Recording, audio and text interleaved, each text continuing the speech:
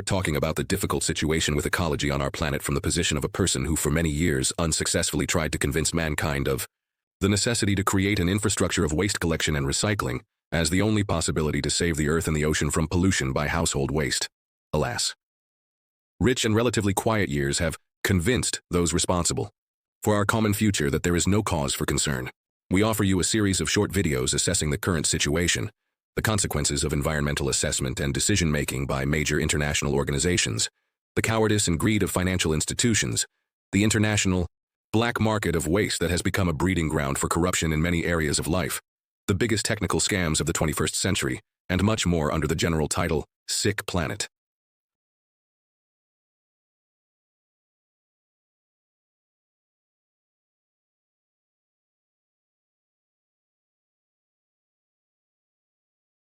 At the end of the 20th century, environmental scientists became concerned about the rise in the Earth's average temperature. The temperature was increasing year after year. If the temperature rise did not stop at 1.5 degrees Celsius by 2050, it would lead to irreversible climate change. 50 years have passed since then. The time and effort spent has not improved the ecological state of the Earth.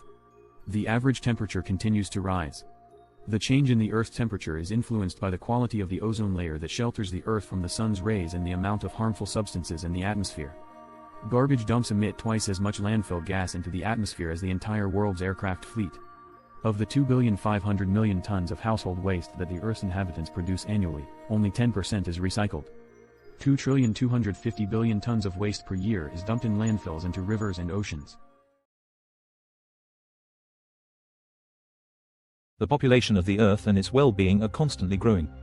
As well-being grows, consumption grows, which leads to a significant increase in the amount of waste, including plastic, which appeared in the 50s of the last century. The United Nations Environment Programme, UNEP, established under the UN in 1972, has not produced positive results.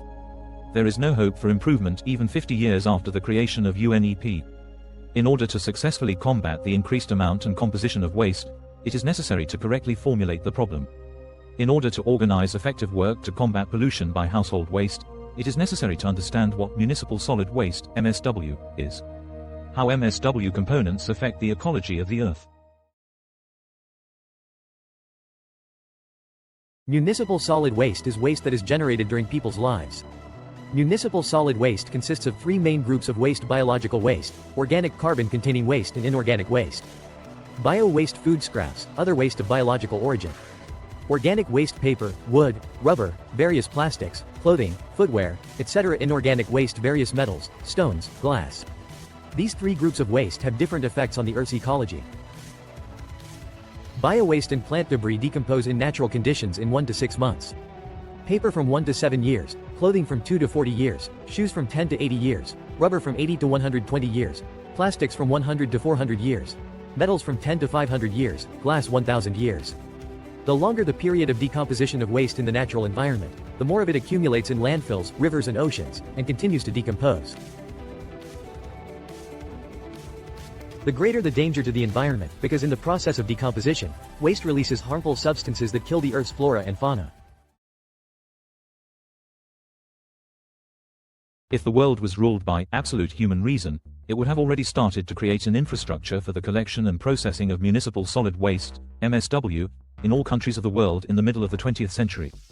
The UN would call on developed countries to create an infrastructure for the collection and processing of MSW in developing countries. At the initiative of the UN, the International Monetary Fund and the banks would provide funding.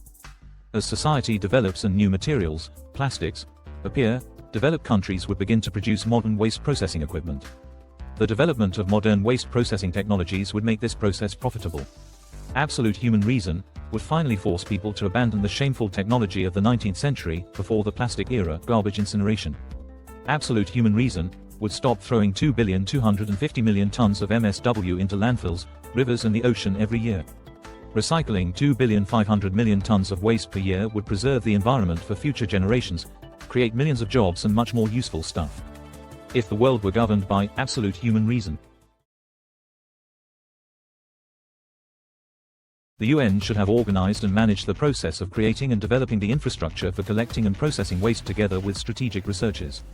The strategic researchers woke up only when microplastics were found in their plate with sea fish. The UN and UNEP did not have specialists who would have foreseen a significant increase in MSW and the emergence of new materials. The UN did not think about creating the infrastructure for collecting and processing waste, about developing and implementing new technologies and equipment in connection with the emergence of new materials to replace the old technology of waste incineration. Instead, the UN and UNEP focused on combating plastic waste, which is part of MSW and makes up only 37% of MSW. As a result, the enormous potential of the UN and UNEP is aimed at 37% of waste, while 93–97% of MSW remains outside their attention and efforts. Developed countries continue to use the technology of the 19th century, before the plastic era, waste incineration. Environmental requirements for harmful emissions lead to a significant increase in the cost of incineration, especially hazardous waste. The cost of accepting waste at some German plants has exceeded €400 per ton. The high cost of incineration stimulates the shameful business of exporting hazardous waste from developed countries to developing countries. Due to the high cost of using waste incineration technology, developing countries cannot afford to build waste incineration plants. The owners of waste incineration plants have become an absolute brake on the development of new technologies for waste recycling. The cost of recycling solid municipal waste using new technologies is tens of times lower than using incineration technology. In developing countries, the only waste recycling plants are rivers and the ocean. Hazardous waste brought from developed countries is raked onto the shore.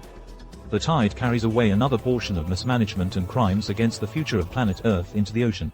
While you were watching this video, humanity has produced 48,000 tons of municipal solid waste. Due to the lack of waste collection and recycling infrastructure, 43 to 100 tons of waste has been thrown into rivers, the ocean and landfills. 583 tons of plastic waste and 970 tons of other hazardous organic waste were thrown into the ocean. If this waste were collected and processed, humanity could receive 39 million kilowatt-hours of electrical energy, 45 million kilowatts of thermal energy, 8,000 tons of compost, 4,000 tons of carbon with a purity of 99.900 and 99 thousandths of a percent.